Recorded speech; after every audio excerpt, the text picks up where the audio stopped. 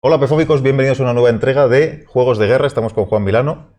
¿Qué tal? ¿Cómo estáis? Lo estamos grabando ahora justo en directo, en el Viernes con AP, y vamos a hablar de Julio César. ¿Cómo lo decimos? Bueno, vamos a decir Julio César y así lo pronunciaremos bien, ¿no? Sí, Julio César. César Pompeyo y la Guerra Civil Romana 49-45 AC. Eso es. Que ha sacado en castellano Do It Games, ¿vale? ¿Cómo se denomina este tipo de wargame? Wargame de bloques. De bloques. Vale. Pues bueno, cuéntanos un poquito, venga, vamos allá. Bueno, pues desde un punto de vista histórico son las guerras civiles, como hemos dicho, Pompeyo contra Julio César. Ya sabéis que nunca tendremos claro exactamente qué sucedió, pero se rumoreaba en Roma que Julio César quería coronarse rey y hubo bueno, pues un movimiento violento que es el cruce del Rubicón y sin negarse a llevar sus tropas, pues acercarse a la capital con ejércitos. Y se le opone, en este caso, su antiguo familiar, porque de hecho estaba casado con su hija, y aliado, que era Pompeyo, en defensa de los valores tradicionales de la Roma republicana. Aunque estemos hablando de Julio César y ha quedado la palabra César para designar a ese emperador, lo cierto es que en este momento todavía no hay un emperador, estamos en una república, y lo que se percibe es que esa república está en peligro. Y es lo que vamos a poder jugar en este juego. Es un juego de carácter estratégico, en el que vamos a tener que ir consiguiendo una serie de puntos de victoria, año tras año, para seguir el juego y para bueno, pues ir moviendo nuestras tropas y conseguir poner en jaque a nuestro oponente. Vale. Dos jugadores, eso también. Dos jugadores si y solo dos. Eso es. ¿De acuerdo? Dos jugadores, como suele ser normalmente los wargames, ¿no? Efectivamente. ¿Qué tiene este juego y por qué me hace recomendarlo tanto? Que es extraordinariamente sencillo y sin embargo creo que no sacrifica en absoluto lo que es el reflejo histórico de este conflicto. Debemos entender que la comunicación de los líderes con sus diferentes ejércitos era muy mala en esta época y que los aliados eran poco fiables en esta época. Vale. Y que las lealtades cambiaban rápidamente. Dicho de otra manera, hay un control muy limitado de la realidad o un conocimiento muy limitado de la realidad por parte de los generales que estaban moviendo estas unidades. Entonces, vamos a entender también que el juego, sin embargo, nos va a ofrecer decisiones cruciales. Y para mí, lo que hace que este juego sea vibrante y lo siga jugando después de años publicado, porque no sé ahora mismo decirte de qué año es la versión. Arriba pone 2010, no sé si es la inicial o igual es una reedición, pero bueno. Pudiera ser, ¿vale? De Columbia, que además se ha sentado mucho en ese tipo de juego de bloques, que ahora explicaremos los detalles. Pues cada carta que juegas es tensa. Tienes siempre cositas que hacer y siempre tienes un contrincante que si te equivocas y juegues algo que le da un poco de ventaja, te va a castigar. ¿De acuerdo? Entonces, el juego va a durar, pues, como vemos aquí, 5 turnos, por lo tanto, realmente una vez se sabe jugar, es muy rápido. Tiene además condiciones de muerte súbita también. Y las cartas que tenemos, que no sé si se verán aquí bien en la pantalla, van a ser el principal motor. Cada año vamos a jugar 5 cartas antes de llegar al turno de invierno, que tiene su propia secuencia específica. Vale. Y los jugadores van a intercambiar, van a jugar sus cartas y van a ir activando ciudades o localizaciones, mejor dicho. Y esas localizaciones van a contener estas piezas de aquí, estas piezas de madera, estos bloques que llamamos. ¿Qué tienen de peculiar estos bloques? Pues dos cosas. Primero, que la niebla de guerra, el desconocimiento, esa falta de información sobre el contrincante, viene reflejado en que nosotros siempre vamos a ver la parte coloreada, la que no lleva pegatina. De esa manera, es verdad que cuando tenemos un combate podemos ver el valor de la unidad, pero 2 turnos, 3 turnos más tarde, si por la zona ha habido movimiento, pues dependemos un poquito de nuestra perspicacia y nuestra memoria. Claro, hay que acordarse. Y a la larga vas a cometer errores pensando que el contrincante no tiene ciertas tropas o que está más castigado de lo que realmente está. Estos bloques van a representar legiones, van a representar naos, vehículos, van a representar caballería y los ejércitos añadidos, las tropas que se levantaban que no eran romanas.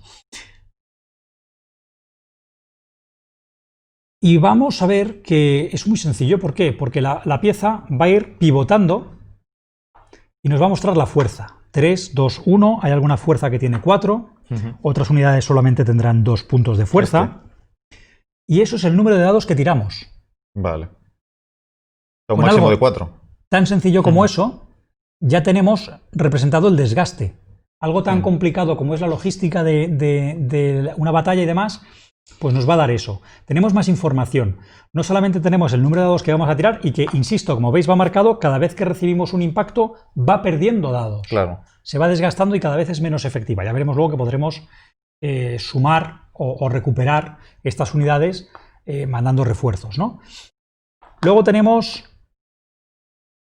una letra y la letra va a impactar en la resolución del combate, especificando en el momento en el que pueden actuar, de manera que todos los AES actúan antes, luego van a actuar todos los Bs, luego todos los Cs y luego todos los Ds. Entonces, algo tan sencillo como las retiradas, después de un combate, decides que eso no pinta bien y me voy a retirar. Pues si tus tropas no son rápidas, el otro va a tener tiempo suficiente de seguir castigándote antes de que tú puedas retirarte, porque solo puedes activar la unidad en el campo de batalla cuando la letra así lo designe. Claro, entiendo. Y finalmente tenemos un número. Pues la resolución de combate difícilmente podría ser más sencilla. Es el número máximo que puedes obtener en un dado para causar un impacto. De esta manera, esta unidad solo impacta con unos. Ah, entiendo, claro. Tirarías 3 dados y causarías un impacto, una baja, con un resultado de 1. Solo con unos. Sin embargo, esta unidad de caballería tiraría en este caso 2 dados. Si ya habría sufrido un impacto, pues un solo dado, pero impacta con 1, 2 y 3. Claro. Vale. De esta manera, la calidad de la unidad no va bajando. Tu número para impactar siempre es el que determina la ficha y es el número de dados que varía según el desgaste, lo que va a hacer que, aunque sean muy buenos y muy disciplinados, si han sufrido muchas bajas, no puedan a su vez causar muchas bajas en los enemigos, ¿no? Todo esto siempre con un fuerte componente temático, que es lo que tienen los wargames, de que cada unidad, dependiendo de cómo fuera originalmente, pues actúa y todo eso. Hasta el punto de que todas las legiones tienen una designación, una denominación, que es la polis o la zona, polis sería griego, ¿verdad? La ciudad o la zona en la que podemos crear esa unidad. Ah, vale. Cuando una unidad es completamente eliminada, nosotros hemos de controlar la zona a la que está adscrita para poder devolverla al juego. Lo cual conlleva, entre otras cosas, que controlemos dicha zona. Claro. ¿De acuerdo? Para poder sacar esta unidad de aquí, Tarraco ha de estar bajo nuestro mando, si no, no podríamos hacerlo. ¿De acuerdo? Vale. Entonces, más que entrar en los pormenores de la mecánica, que tampoco tiene demasiado objeto, voy a explicaros la sencillez de la mano. Vale. Solamente hay 2 tipos de carta. Cartas de órdenes y cartas de dioses. Yo os recomiendo que las primeras partidas estas cartas de dioses no se utilicen, porque son sencillamente eventos que rompen un poquito el funcionamiento normal del juego. Es una buena adición, es una cosa simpática y además cabe decir que el pueblo romano en este momento era muy, muy supersticioso y de hecho la carrera política siempre incluía el que los magistrados tuvieran algún tipo de cargo religioso y que influyeran también en la vida ciudadana en ese ámbito, ¿no? Entiendo. Estaba muy entrelazado. Entonces, la creencia en los dioses, dentro de que había muchos generales que seguramente no creyeran en ellos, la creencia en los dioses estaba muy extendida entre las propias tropas y por lo tanto sí podían actuar de determinada manera pensando que los augurios no son favorables. ¿De acuerdo? De hecho, llega a haber momentos en los que no obedecen las órdenes, pues porque dice que, oye, ha habido un mal augurio, no vamos a ir a la mar. O el propio Julio César, en sus escritos, siempre dice que él, siendo como es descendiente de una diosa, tiene la fortuna de su mano. Y de hecho a veces reconoce que tiene una mala idea y son los propios dioses los que no le permiten ser derrotado porque la fortuna le ama. Claro. ¿No? Y entonces vende un poco ese rollo de no estáis siguiendo a un tío normal, estáis siguiendo un tío que está arropado por los dioses, ¿no? Para sacar el máximo rendimiento a sus tropas. Bueno, todo esto viene a decirnos lo que yo os hablaba antes de estas cartas. Estas cartas de aquí tienen solamente 2 datos. El número de zonas que podemos activar, que es el número romano, y la cantidad de relevos, de reservas que podemos poner. Porque siempre la secuencia de juego es, sacamos carta, vemos quién va a mover más unidades, el que mueva más unidades empieza y en caso de empate, creo recordar que es Julio César, el que mueve, hay incluso alguna de 4. Vamos a mover las unidades y después vamos a colocar refuerzos, que es lo que hemos dicho antes. O bien cogemos una pieza de fuera y la metemos en el tablero, o bien, por ejemplo, si esta unidad estuviera en fuerza 2, pues le damos la vuelta para que recupere fuerza 3. Cada uno de estos circulitos de aquí abajo nos va a decir cuántos pasos podemos recuperar de un bloque que haya sufrido desgaste. Evidentemente, nunca podemos hacer que una unidad recupere un paso que no tiene. Si esta legión tiene 3 pasos, no podemos inventarnos el cuarto, no existe. ¿De acuerdo? Con ese intercambio, ¿qué tenemos? Una fase de movimiento. Primero mueve uno, luego mueve el otro, y luego una fase de combate, que prácticamente os lo ha descrito ya, en la que tenemos que ir jugando diferentes rondas. Hay un máximo de 3 rondas activas, digámoslo así, y una cuarta ronda en la que el atacante, si no ha conseguido su objetivo, estaría obligado a retirarse, con las consecuentes pérdidas por persecución que pudiera haber. Hay detalles finos, por ejemplo, el número de unidades que puedes mover de un punto a otro viene determinado por el tipo de vía. Hay vías principales, vías secundarias. Podemos usar los barcos para transportar unidades pues de manera marítima. Hay batallas navales también. Y vemos que cuando metemos 2 grupos distintos y van a una única batalla, unos van a ser el ejército principal y los otros van a ser reserva. No van a actuar en la primera ronda de combate y solo podrán actuar, sumarse a la segunda ronda si la primera aguantó. Si el primer grupo de bloques es eliminado en la primera ronda, ese que iba como reserva está obligado a regresar. ¿Vale? ¿Esto qué quiere decir? Primero, que siempre vamos a poder reaccionar ante el movimiento del enemigo, o por lo menos intentarlo, ¿de acuerdo? Y siempre vamos a poder planificar de alguna manera el que nuestras tropas estén lo más cerca posible unas de otras para poder ayudar, auxiliar a otras tropas que estén en juego. ¿Cuál es el momento de enseñar las tropas para que el otro las vea? Es cuando solo a la hora de combatir. En la fase de combate, digamos que tuviéramos... Para entender eso. ¿Vale? Estamos luchando aquí por Roma, y en el momento en que declaramos la fase de combate, pues ya hacemos así, decimos ¡ajá! Entonces es cuando nos lanzamos al siguiente. Es curioso también lo que hablábamos antes. ¿Qué son los auxilia, por ejemplo? ¿No? Son tropas que normalmente no van muy bien pertrechadas, que no son necesariamente unidades que se han sometido al entrenamiento rigurosísimo que tenían las legiones, y por lo tanto vemos que, bueno, son unidades muy rápidas, ligeras, y van allí a estorbar un poquito. De hecho, muchas veces usamos la palabra escaramucero para referirnos a muchas de estas unidades, y a veces son pastores, ¿vale? Hay un gran debate sobre qué es una auxilia, ¿no? ¿Qué tipo de tropas se encargaba de este cometido? Muchas veces lo único que hacen es intentar romper la línea del contrincante o estorbar, ¿vale? De ahí el término escaramucero. Y vemos que solo impactan con unos. La probabilidad no están muy entrenados. De causar baja es escasa. A su vez, como tienen muy buena iniciativa, en caso de retirada es fácil que se vayan. De hecho, rápido. Muchas de las narrativas nos llevan a pensar que cuando había un enfrentamiento táctico, estos auxilia y este tipo de tropas, pues imaginaos, por ejemplo, honderos, los honderos baleares, que eran muy apreciados, como sabéis, que en la guerra púnica pues están en ambos bandos y son muy apreciados, como digo. Una vez el combate ya estuviera en el choque, se iban. Ya no pintaban nada porque no tenían allí nada que hacer. Abrían el combate un poco y se retiraban. ¿no? Es una de las muchas hipótesis que hay, y seguramente fuera así. Entonces esto el juego lo representa de esta manera tan sencilla y efectiva. Como no son rondas, son un máximo de 3 rondas activas, y la cuarta, que ya es la retirada del atacante, pues realmente se hace muy ágil y muy rápido. ¿Vale? La importancia de las vías y de su calidad, pues todos conocemos, ¿no? Que ha hecho Roma por nosotros, pues un montón de carreteras y de caminos, ¿verdad? Sí. Pues las comunicaciones van a determinar la cantidad máxima de bloques que podemos mover entre 2 puntos. Vale, eso está. De manera que vamos a tener una sensación muy buena, muy buena, de lo que podía ser esta guerra, ¿no? Cosas curiosas y divertidas, pues mira, tenemos por ejemplo la ficha de Cleopatra. Ahí está. Recordad siempre que Egipto era el granero de Roma. Era fundamental controlar Alejandría porque el pueblo de Roma necesitaba el grano, necesitaba las cosechas, y Cleopatra teóricamente era una líder independiente que lo que tenía era acuerdos y tratados con Roma. Todo esto va cambiando a lo largo de la contienda, y bueno, pues va a ayudar indistintamente a los dos bandos. El que llegue allí se hace con el control de Cleopatra y Cleopatra va a ayudarle. ¿Qué pasa? Que llega el invierno y ella indefectiblemente regresa a Alejandría. Sí, no le gusta el frío. ¿De acuerdo? Se marcha. Vemos luego las condiciones de victoria. Ah, vale, eso es lo que hay que seguir. Espera, voy a hacer para que se vea. Está ahí abajo explicado, ¿no? Exactamente. Todas las navis vuelven al puerto.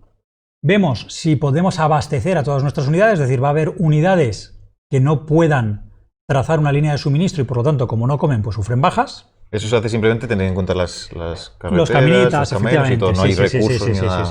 Efectivamente. Y como al final es un año, una disolución voluntaria de unidades, que esto sirve para, de alguna manera, mover tropas de un sitio a otro de una manera muy rápida, pues trasladando de una manera administrativa. Y terminaría el año. Y termina el año y son bueno, espera que no se está viendo. Son solamente 5 turnos. Claro, por eso digo que una vez se sabe jugar, es, ágil, es un juego muy ágil y muy divertido. ¿Tenéis ¿cómo lo habéis llamado? ¿Gameplay? Sí, se llamará Jugando a... Yo creo que es que no sé muy bien cómo está subido, pero si ponéis análisis parálisis Julio César o Julius Caesar, que es como estaría escrito, tendréis partida. Es una partida en la que cometemos algún error, no lo toméis. Siempre que queréis aprender a jugar a un juego tenéis que leeros las reglas. Yo siempre digo que los tutoriales en vídeo están bien, pero aparte de los fallos que podamos cometer nosotros al explicar las reglas, o a aclaraciones que los autores o los editores hagan a posteriori, tenemos también que entender que cuando estás explicando a una cámara, pues no es la tranquilidad, no vas a parar para leer una regla en un momento determinado, ¿no? Entonces tenéis que verlo. Hay algún error en la partida, pero el devenir de un turno lo vais a ver muy bien, ¿no? Cómo vamos a jugar nuestras 5 cartitas y se van a dar unas condiciones de victoria que en ese caso no son las adecuadas, pero que el reglamento detalla muy bien. Vale. Muy bien explicado, muy fácil de jugar. Hay muchísimos piques, hay muchísima gente que juega pues una partida llevando a Pompeyo y la siguiente con César, y nosotros en el Club Dragón hemos montado alguna pequeña liguilla y es un juego que yo recomiendo muchísimo. Y aúna de verdad sencillez y fidelidad histórica, así que solo puedo recomendarlo. Muy bien, 10 páginas de manual, lo que estabas diciendo, esto no se lee solo, no se consulta, así que es muy sencillito. Como has dicho, un buen juego además para empezar, ¿no? Que es también para... Y quiero añadir, y aquí ya me meto donde no me llaman, has dicho que estaba por ahí la gente de Do It Games, que Columbia Games tiene varios títulos con mecánicas muy, muy similares en las cruzadas, en la guerra de independencia escocesa, Hammer of the Scots, etcétera, etcétera, y con un mismo mecanismo, con sus peculiaridades, como no puede ser de otra manera, vais a encontrar una línea de juegos que está muy bien, muy divertida. Bueno, pues ahí queda también la petición, entre comillas, o bueno, el consejo también, ¿no? De que hay más, que lo sabrán, ¿no? Lo sabemos. Sí, el Hammer, es verdad, el Hammer está en castellano, el Hammer es el que es deck building. No, el Hammer of the Scots funciona igual. No, el Hammer es el que sacaron ellos antes, sí, lo sacaron antes Es ellos. este tipo de juego. Me he confundido con él, sí, es verdad. Es el primero, de los primeros que sacasteis, ¿no? Es verdad que están aquí. Sí, pues es fenomenal. Me refiero a que si esos que decís, ¿qué me pasa a mí mucho? ¿O qué casuística veo yo mucho?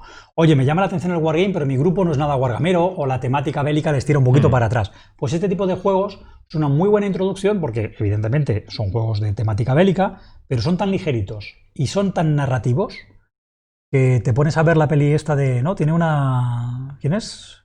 ¿Cuál? ¿De qué tema? De los escoceses. La de Braveheart. Braveheart, ¿no? Pues eso, la gente lo ve y se viene adelante y te juega la partida, ¿no? O sea, es verdad, te apetece jugarlo además, sí, yo seguro. Creo que eso está muy bien, ¿no? Te ves esta de cruzadas, ¿no? El Crusader Rex, creo que es el juego, y te vienes arriba y les metes muy fácilmente en el rollo wargame. Una peliculita y a la mesa, claro. Como debe ser. Pues muy bien explicado, yo creo que habrá picado el gusanillo más de uno, que es también la intención, que ya además que lo ha sacado Duit, que se ha gastado ahí sus dineros en traerlo, pues oye, si os gusta, comprarla en castellano. Y además es una edición chula, yo por ejemplo el tablero que tengo pues es de Chichinabo. Y metieron cambios ellos, sí. Esto es una cosa bonita, las ilustraciones están muy bien, el diseño de carta es más bonito, o sea que yo creo que tiene sus mejoras, sí. Es una edición, no por hacer de menos a la de Columbia, pero es verdad que primero han pasado unos años y segundo, pues cuando uno puede relanzar un juego, pues tiene un bagaje que hay que agradecerles en este caso a Duit Game porque lo han hecho muy chulo. Eso es. Pues nada, muchas gracias por la explicación y si os ha molado, pues sabéis que el juego está en tiendas, podéis comprarlo. Nos vemos en el siguiente vídeo. Muchas gracias. Si te ha gustado el vídeo, dale un me gusta y recuerda suscribirte al canal para enterarte de todas las novedades.